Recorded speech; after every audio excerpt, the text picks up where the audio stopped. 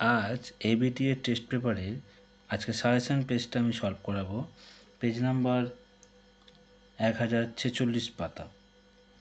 প্রথমে একের অঙ্কগুলো বলি। একেরটা বলছে বার্ষিক % সরল সুদের হারে কোনো আসলের এ বছরে সুদ যদি বি টাকা হয় তাহলে আসলের পরিমাণটা কত হবে। আজ আমি প্রথমের অঙ্কটা দেখাচ্ছি। দেখো, প্রথমে আসলের আমি ফর্মুলা বের করে নিলাম, সুদ ইন্টু 100, সুদের হার ইন্টু সময়। এখানে সুদটা বলছে বি টাকা ইন্টু 100, আর সুদের হার বলছে এ, আর সময়ও বলছে এ। তার মানে এবার আমি যদি এখানে কাটাকুটি তো যাচ্ছে না, তাহলে 100 বি আর নিচে এ গুণ করলে এ স্কোয়ার, এত টাকা। তার মানে এটা ডি এর অ্যান্সারটা হবে। 2 নম্বর অঙ্কটা দেখো, একটি গ্রামের বর্তমান জনসংখ্যা পি এবং প্রতি বছর জনসংখ্যা বৃদ্ধির হার 2% হলে তাহলে এন বছরের জনসংখ্যা হবে কত। কীভাবে করবো এটা আমরা? সমাহারের অঙ্ক। দেখো, প্রথমে আমরা ফর্মুলা ফেললাম পি ইন্টু 1+, যেহেতু এখানে আর এর জায়গায় 2r% বলেছে, তাহলে 2r/100, আর এখানে এন বছর, এন লিখলাম। 2 দিয়ে 100 কাটলাম, তাহলে r/50, তাহলে উত্তরটা হলো পি ইন্টু 1+ r/50 ওপরে এন। সুতরাং এটা বি এর অ্যান্সারটা হবে। 3 অঙ্কটা দেখো, সুমনা XY টাকা 9 মাসের জন্য, প্রীতমা X² Y টাকা 6 মাসের জন্য ব্যবসা নিয়োজিত করলো। তাদের লভ্যাংশের অনুপাতটা কত হবে? আমরা সবাই জানি যে মূলধনের অনুপাত আর লভ্যাংশের অনুপাত সমান হয়। সুতরাং সুমনা এখানে যে টাকাটা দেখো, XY টাকা 9 মাসের জন্য, মূলধন তার কথা হচ্ছে 9 ইন্টু XY, মানে 9XY টাকা হবে। আর প্রীতমা দেখো X² টাকা 6 মাসের জন্য, তাহলে তার মূলধন হচ্ছে X² ইন্টু 6, তার মানে 6X² টাকা। আমি বলেছি একটু আগে যে লভ্যাংশের অনুপাত মূলধনের অনুপাত সমান। সুতরাং মূলধনের অনুপাত লভ্যাংশ অনুপাত যদি সমান হয়ে থাকে, তাহলে লভ্যাংশের অনুপাত হবে এটাই হবে। তাহলে 9XY ইজ টু 6X²Y। কাটাকুটি করলে 3 দিয়ে কাটলে এখানে 3 থাকছে, এখানে 2 থাকছে, তাহলে 3:2। এখানে y কেটে যাচ্ছে, এখানে একটা x কেটে, তাহলে পড়ে থাকছে শুধু একটা x পড়ে থাকছে, তাহলে 3:2x। উত্তরটা হচ্ছে বি এরটা। 4 অঙ্কটা দেখো, আসল ও 1 বছরের সরল সুদ আসলে, মানে সুদ ও আসলে অনুপাত হচ্ছে 20:21।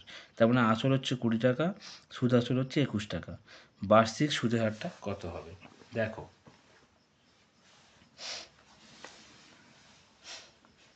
এখানে আসল সুদের অনুপাতটা, সুদ আসলের অনুপাতটা লিখেছি 20:21। এর মধ্যে সুদ হচ্ছে তাহলে কত হচ্ছে, 21 থেকে 20 টাকা বিয়োগ করলে 1 টাকা। আসল 20 টাকা, সুদের হার সুদ ইন্টু 100, আসল ইন্টু সময়। তাহলে মান বসালাম, এখানে আমরা লিখে নিলাম যে 20 দিয়ে কাটাকুটি করলাম, করে 5% অ্যান্সার, মানে সি এরটা। দেখো, এরপর আমরা চলে আসছি পরের অঙ্কটা, মানে 5এরটা। √3 মাইনাস √2 এর এক্স সমান সমান √3 প্লাস √2 হলে এক্স এর মানটা কত হবে? এটা আমি কীভাবে করবো? দেখো, এখানে দেখো √3 মাইনাস √2 এক্স আর √3 প্লাস √2, এটা আমরা এক্স এর মানটা সাধারণত জানি -1 জানি। আমি কি করে প্রমাণ করবো? দেখো, এবারে আমি এখানটা এক্স এর মানটা -1 ধরলাম। -1 ধরলে দেখো যেটা হয়, এটা হচ্ছে নিচে ভগ্নাংশে চলে আসে, 1/√3 মাইনাস √2। এবার এটাকে আমি করণে নিরসক করলাম, তার মানে √3 প্লাস √2 দিয়ে ওপর নিচে গুণ করলাম। দেখো √3 প্লাস √2 উপরে থাকলো, আর নিচে দেখো √3 মাইনাস √2, √3 প্লাস √2, মানে a minus B a plus B, a² minus B square formula পড়ে গেল। তার মানে এটা বিয়োগ করে কত হচ্ছে, 3 আর 2 বিয়োগ করে 1, তার মানে 1 দিয়ে ভাগ করলে √3 প্লাস √2, দেখো √3 প্লাস √2 বেরিয়ে গেল। আমি কি ধরেছিলাম, এক্স এর মানটা -1। তোমরা এইভাবে করতে পারো, প্রমাণ করতে পারো, এটা খুব সহজ হবে। 6 অঙ্কটা দেখো, এক্স সমানুপাতি ওয়াই, এক্স সমানুপাতি জেড হলে 3y মাইনাস 2z এর মানটা কী হবে? দেখা যাক কী হয়। দেখো, এক্স সমানুপাতি ওয়াই, তাহলে ওয়াই সমান সমান k1x করলাম আমি। এক্স সমানুপাতি জেড, জেড সমান সমান k2x করলাম। যেহেতু এখানে 3y আর 2z দিয়েছে, তাই জন্য আমি যে ওয়াই আর জেডের মানটা বের করে নিয়েছি। এবার দেখো, এখানে আমি মানগুলো বসালাম। 3y এর মানটা হচ্ছে k1x বসালাম, এটাও তাই করলাম, k2x। এখান থেকে দেখো এক্সটা কমন চলে গেল, কী পড়ে থাকছে, 3k1 মাইনাস k2। এটা তোমার এটা ধ্রুবক হয়ে গেল। তার মানে আলটিমেট যেটা হলো 3k1 প্লাস k2 সমানুপাতিক এক্স, তার মানে যদি এটা আলটিমেট মান হয় তার মানে 3y মাইনাস 3z এটা সমানুপাতিক এক্স বেরোবে। সুতরাং এটাই অ্যান্সার, এটা বি এরটা অ্যান্সার হবে। 7 অঙ্কটা দেখো, এক্স বাই ওয়াই ইকুয়াল 2/5, এখান থেকে X plus Y equal to 7, তাহলে এক্স স্কোয়ার প্লাস ওয়াই স্কোয়ারের মানটা কত হবে? প্রথমে আমরা এখানে এক্স ইকুয়াল টু 2, আমি এক্স ইকুয়াল টু 2কে ধরে নিলাম, ওয়াই ইকুয়াল টু 5, এখানে ওয়াই ইকুয়াল টু 5কে ধরলাম। এবার দেখো এক্স প্লাস ওয়াই 7 বলেছে, আমি এখান থেকে 2কে 5কে মানটা বসিয়ে দিলাম, করে এসে 7কে, 7 কেটে গেল, কে এর মান এসছে 1। এবার তুমি দেখো এখানে যে 2কে ছিল, 2 এর জায়গায় কে এর মানটা 1 বসালাম, তার মানে 2 বেরোলো। 5কে ছিল, 5-এর সঙ্গে 1 গুণ করলাম, 5 বেরোলো, তার মানে এক্স এর মান 2, ওয়াই এর মান 5। এবার বলেছে X square plus Y square, তার মানে 2 square plus 5 square, 2 square 4, 5 square 25, যোগ করলে 29, অপশান এ। 8 অঙ্কটা দেখো, 6x square plus 5x plus 2 সমীকরণের বীজদ্বয় কোনটা হবে সেটা দেখাচ্ছি। দেখো এখানে আমি 2কে নিলাম আগে, এ এর মান 6, বি এর মান 5, সি এর মান 2, এটা আমরা জানি। ফর্মুলা পেলাম বি স্কোয়ার মাইনাস 4ac। দেখো বি এ মানে এখানে 5 স্কোয়ার মাইনাস 4, এ মানে 6, সি মানে 2, গুণ করে আসছে দেখো 25 মাইনাস 48 মাইনাস 23, তেমন লেস দেন 0, তার মানে এটা বাস্তব বীজ নেই। সুতরাং ওখানে অপশানের মধ্যে সি এরটা কাল্পনিক, কাল্পনিক মানে বাস্তব বীজ থাকে না, এটাই অ্যান্সার। 9 অঙ্কটা দেখো, এবিসি একটা ত্রিভুজ, পি কিউ একটা ত্রিভুজ, বলেছে AB by Q R, BC by P R, AC by Q R মানে পি কিউ হলে সম্পর্কটি কোনটা সঠিক সেটা বের করতে হবে। দেখো আমি করে দেখছি। প্রথমে দেখো আমি একটা ছবি এঁকে নিয়েছি, ABC P Q P R Q. এখান থেকে দেখো এবি বাই কিউ আর, তাহলে এই বাহুটার সঙ্গে এই বাহুটা মিলে যাচ্ছে। বিসি বাই পি আর, দেখো বিসি কোনটা, দেখো বিসি নিচেরটা, তার সঙ্গে তাহলে এটা মিলে যাচ্ছে। এসি এটা, তার এর সঙ্গে এটা মিলে যাচ্ছে। তার মানে এখানে যদি এ কোণ হয় তাহলে এটা কিউ কোণ হবে, তার মানে এ কোণ সমান সমান কিউ কোণ, অপশান এতে আছে। সুতরাং এইটাই অ্যান্সার হওয়া উচিত, এটা সদৃশকোণী ত্রিভুজ। 10 অঙ্কটা দেখো, এবিসি একটা পরিকেন্দ্র ও হলে ত্রিভুজের ওবিসি কোণ প্লাস বিএসি কোণের মানটা কত হবে? এটা একটা সুন্দর পদ্ধতি আমি তোমার দেখাচ্ছি। দেখো প্রথমে একটা ছবি এঁকে নিলাম, পরিকেন্দ্র দিয়ে একটা বৃত্ত ছবি এঁকে নিলাম পরিবৃত্তের। এবার এখান থেকে দেখো আমরা যেটা জানি সেটা হচ্ছে এটা কেন্দ্রস্থ কোণ, এটা পরিদৃষ্ট কোণ মানে বৃত্তস্থ কোণ। আমরা জানি বৃত্তস্থ কোণ দ্বিগুণ হয় কেন্দ্রস্থ কোণের, তাই জন্য করলাম 2BAC এবং BOC। এবার দেখো এই যে তিনটে কোণ, এর মধ্যে দেখো OBC একটা, OCB এই একটা, আর BOC এইটা, এই তিনটে কোণের যোগফল 180 হয়, এটা আমরা বুঝতেই পারছি। এবার দেখো OBC আর OCB দুটো কোণ সমান, তাহলে আমরা বলতেই পারি 2OBC বলতে পারি। তাই জন্য বললাম যে এই দুটো কোণের যোগফল হচ্ছে 2OBC। আর এখানে পড়েছে বিওসি, আর বিওসি মানে আমরা কী শিখেছি 2BAC, তাই বিওসি না লিখে লিখলাম 2BAC। বিওসির জায়গায় বিএসি লিখলাম, 2 কমন চলে গেলে ভাগ করে দিলাম, তাহলে OBC আর বিএসি এই দুটো কোণের যোগফল 90°। আমাকে এটাই বের করতে বলেছে এই দুটো কোণের যোগফল কত, মানে এই কোণটা আর এই কোণের যোগফলটা কত। উত্তর 90°, অপশান সি।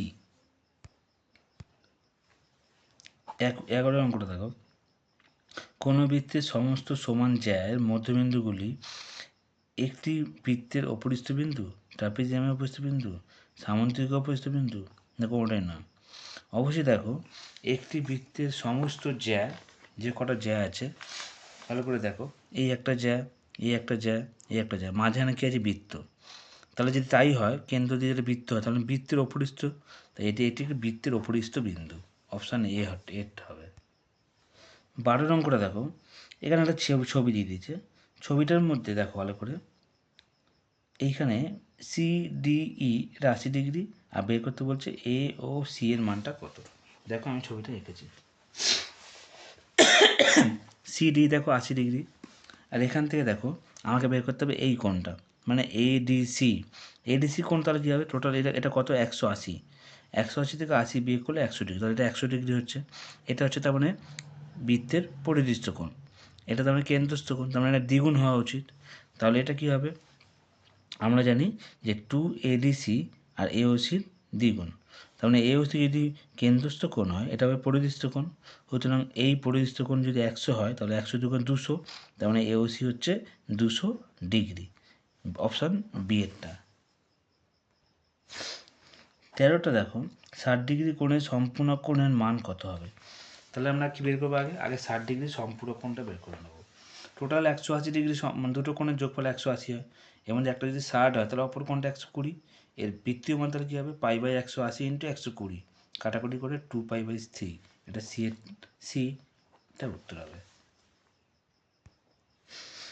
14টা দেখো alpha plus beta 90, alpha is to beta, beta হচ্ছে 2:1 হলে তাহলে সাইন আলফা সাইন বিটার মানটা কত হবে অনুপাতে। প্রথমে আমরা আলফা ইস টু বিটাটাকে 2:1 লিখে নিলাম, আমরা আলফাটাকে 2কে, বিটাটাকে শুধু কে ধরলাম। তাহলে দেখো আলফা প্লাস বিটা মানে 2k plus K equal 3k equal 90, তাহলে কে এর মান হচ্ছে 30 ডিগ্রি, এটা পেয়ে গেলাম আমরা আগে। এবার এখানে দেখো কে এর জায়গায় 30 বসালাম, তাহলে 230 মানে 60 ডিগ্রি, এটা কে মানে 30 ডিগ্রি, তাহলে বেরিয়ে গেল আলফা 60 ডিগ্রি, বিটা হচ্ছে 30 ডিগ্রি। এবার দেখো সাইন আলফা, তাহলে সাইন 60, সাইন বিটা মানে সাইন 30, সাইন 60-র মান হচ্ছে √3/2 আর সাইন 30-র মান হচ্ছে 1/2, এটা কাটাকুটি করলে 2 কেটে গেল, √3:1, তার উত্তর সি এরটা। 15 অঙ্কটা দেখো sine theta plus cosec theta equal 2 হলে তাহলে সাইন 113 থিটা প্লাস কোসেক 115 থিটার মান কত হবে। দেখো কীভাবে করছে অঙ্কটা।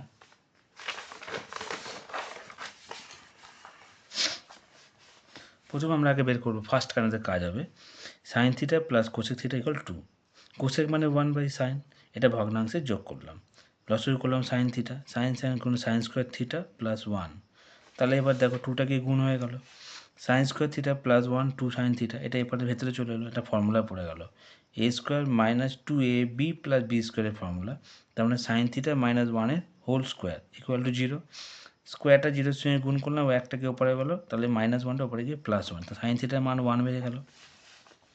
আমাকে বলেছিল সাইন 113 আর কোসেক 115, কোসেক মানে তো 1/sin, তাহলে আমি কী করবো, সাইনের জায়গায় 113 করবো, আর এটা 1 লিখে কোসেক মানে যেহেতু সাইনের মানটাই কোসেক মানে 1/sin, তাহলে 115, তাহলে 113-এর যা মান একই হবে, আবার 1-এর 115-এর মানও এক হবে, যোগ করলে 2, অপশান ডি এরটা। এবার 16টা দেখো সাইন 75 ডিগ্রি মাইনাস থিটা হলে √3/2 হলে তাহলে কোসেক 30 প্লাস থিটার মানটা কত হবে। প্রথমে দেখো সাইন 75 থিটা, এখানে দেখো ইকুয়াল টু √3/2 বলেছে, এটার মান হচ্ছে সাইন 60-র মান, তাহলে সাইন কেটে গেল, তাহলে মাইনাস থিটা এই 75টাকে ওপরে চলে গেল, বিয়োগ করলে -15, মাইনাস কেটে গেল, থিটার মানটা 15 ডিগ্রি। আমাকে বলেছে কোসেক 30 প্লাস থিটা, 30টা বসালাম, থিটার মানটা 15 পেয়ে গেছি একটু আগে, যোগ করলে 45 ডিগ্রি, cos 45 মানে 1/√2, অপশান ডি এরটা। 17টা দেখো একটি ঘনকের সমতলের ক্ষেত্রফল s বর্গ একক, কর্ণের দৈর্ঘ্য d হলে s আর d এর মধ্যে সম্পর্কটা কি, এরকম অঙ্ক আমরা আগেও করেছি।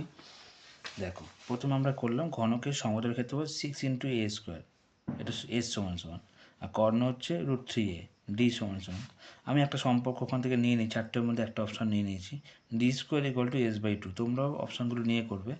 এখানে d এর মানটা বসালাম √3a এর হোল স্কোয়ার, আর s এর মান তো 6a²/2, কাটাকুটি করে দেখো 3a² দুটো মিলে গেল প্রমাণিত, তাই অপশানটা ডি এরটাই হবে।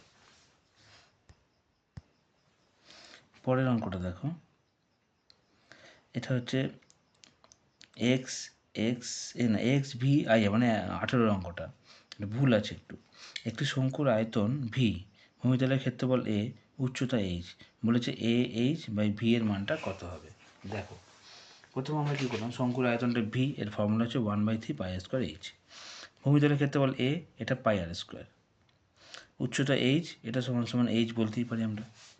এবার দেখো AH/ভি, আমি এখানে কি করলাম, প্রথমে এ এর মান হচ্ছে এটা বসালাম πr², এইচ এর মানটা এইচ লিখলাম, ভি এর মানটা 1/3πr²h, দেখো কাটাকুটি করে দিলাম, সব কেটে গেল, পাই পাই কেটে গেল, আর স্কোয়ার কেটে গেল, এইচ কেটে গেল, আর থ্রিটা যদি ভগ্নাংশ ওটাকে উল্টে গেল, তার মানে উত্তরটা 3, অপশান বি এরটা।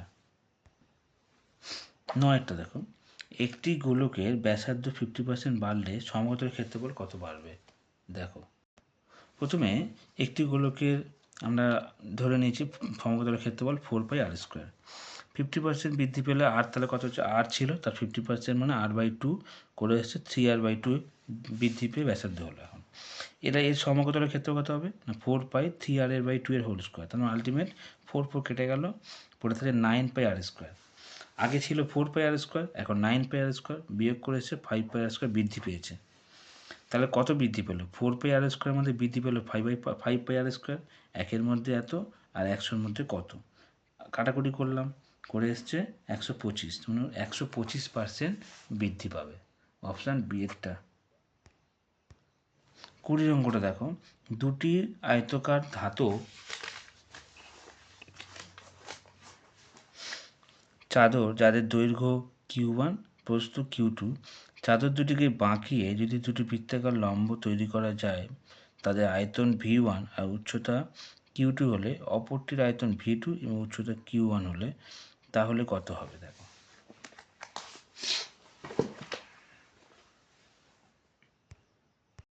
দেখো, আমি ছবিটা এখানে নিচ্ছি, একটা চাদর, একটা দৈর্ঘ্য হচ্ছে Q1 আর Q2, এখান থেকে আমি দুটো বৃত্ত করেছি, একটা আরে করেছি, মানে এটা তোমার এসছে, আবার এটাকে লম্বায় করে এটা এসছে। Q1 হচ্ছে 2πr2 মানে পরিধি, এটা Q2 মানে হচ্ছে 2πr1 বলে দিয়েছি ওখানে। এবার V1 এর ফর্মুলা ফেললাম, পাই, এখানে আর এর মান R2 এর মান R1 এর মানটা বের করে নিয়েছি, এখান থেকে আমি R1 এর মানটা বসালাম, তাই Q1/2πr হোল স্কোয়ার, এখানে যেহেতু উচ্চতা, যেটা V1 বললে Q2 উচ্চতা আর V2 বলতে Q1 উচ্চতা বসিয়ে দিলাম। এবার দেখো, এখান থেকে আমি কি করলাম, এখান থেকে গুণ করলাম, করে পাই কেটে গেল, একটা পাই কেটে গেল, একটা পাই থেকে গেল, বাকি পড়ে যাচ্ছে Q2 এর 4π। একই রকমভাবে V2টা বসালাম, এটাও মান বসালাম, বসিয়ে কাটাকুটি করলাম, একটা পাই কেটে গেল, পড়ে যাচ্ছে Q2 এর হোল স্কোয়ার Q1/4p। এবার দেখো V1/V2 মানে অনুপাত করলাম, 4π কেটে গেল, আলটিমেট এখান থেকে Q1 একটা করে কেটে গেলে Q1 আর Q2 পড়ে থাকছে, তাহলে V1/V2 Q1/Q2 দুটো পড়ে গেল, সি এরটা অ্যান্সার হবে। একটু ভালো করে বুঝে শুনে করলাম। দেখো 21 অঙ্কটা, এখানে x1 x2 x3 দিয়ে xn, গড় হচ্ছে x বার, kx1 kx2 kx3 দিয়ে kxn, গড়টা কত হবে? এগুলো অঙ্ক আগেও আমরা করেছি, সিম্পল অঙ্ক, বেশি কিছু করে দেখাচ্ছি না, জাস্ট সিম্পলভাবে বুঝিয়ে দিচ্ছি। x1 x2 x3 x1 যখন x বার হয়, তাহলে kx1 kx2 kx3 kxn হলে গড় হবে kx বার, এক্স বারটাই বসবে, শুধু এখানে কেটা থাকার জন্য কেটা একটা জুড়ে যাবে। এটা মাল্টিপল চয়েস, বেশি কিছু দেখালাম না, আমরা অনেক বড় করে দেখাতে পারি, অপশান বি এরটা হবে। এইভাবে ছোট করে করার চেষ্টা করো। পরের অঙ্কটা দেখো, x1 চলের পরিসংখ্যা f1 হলে যেখানে i=1, 2 ভরযুক্ত n ভরযুক্ত গড় হবে কত? এটা খুব সুন্দর অঙ্কটা, এগুলো আমরা জানি, ছোটোবেলায় এগুলো আগেও করেছি অনেকবার। এখান থেকে আমি লিখে দিলাম যে x1 f1 fi, আর এখান থেকে fi xi, আমি x1 x2 x3 করে পরপর লিখে নিলাম, f1 f2 f3 লিখে নিলাম, এগুলো গুণ করে যে আমরা করেছিলাম করলাম ডট দিয়ে, তাহলে সামেশন কত হলো fi আর সামেশন fi xi, তাহলে ফর্মুলায় ফেললে গড় হচ্ছে কি, এই সামেশন দিয়ে উপরে এন আই সমান মাঝে যেমন লিখি আমরা fi xi, এখানে তাই করলাম, এটাই অ্যান্সার, মানে এরটা অ্যান্সার হবে, নর্মাল যে ফর্মুলাটা সেটাই। 13 অঙ্কটা দেখো, 11 12 14 x-2 x+4 x+9 32 38 47, এদের ঊর্ধ্বক্রমে সাজালে মধ্যমা কত হবে? সাজানোর পরে সাজিয়ে দিয়েছে অঙ্কটা, আমি এখানটা কী করলাম, কটা সংখ্যা দেখে গেলাম, পাওয়ার 9টা, n এর মান 9, আমরা দেখো বিজোড় ফর্মুলা, তখন বিজোড় মানে n+1/2 মানে ফিফথ সংখ্যা হবে, ফিফথ মানে কত হচ্ছে দেখো 1 2 3 4 5, মানে এটা উত্তর, তাহলে এটা উত্তর x+4, কিন্তু ওটা উত্তর মধ্যমা হচ্ছে 24, আমাদেরও মধ্যমা x+4, 4টাকে বিয়োগ করলাম, x এর মানটা কত 20, এইভাবে বি এর অ্যান্সারটা হবে। পরের অঙ্কটা দেখো, ওজাইব দুটি ছেদবিন্দু থেকে এক্স অক্ষর ওপর লম্ব টানলে এক্সের ওপর যে ছেদবিন্দু ভুজ তৈরি হলো সেটা কি হবে, মধ্যমা যৌগিক গড়, সংখ্যার গুরু না কোনোটাই না। সাধারণত যেটা আমরা জানি, মনে করো এটা একটা ছক, তার মধ্যে আমি কি করলাম, এখান থেকে একটা সংখ্যারেখা তৈরি অজাইব তৈরি করলাম, এপার দিয়ে একটা অজাইব, দুজনের মধ্যে ছেদবিন্দু করলাম, করে এক্স অক্ষের মধ্যে একটা রেখা এলো। এই রেখাটা কি হয়? এই রেখাটা মধ্যমা হয়। এটা মনে রাখবে। এইভাবেই সাধারণত গ্রাফের সাহায্যে মধ্যমা বের করতে, অজাইব দিয়ে। এই হয়, এটা উত্তরটা মধ্যমা।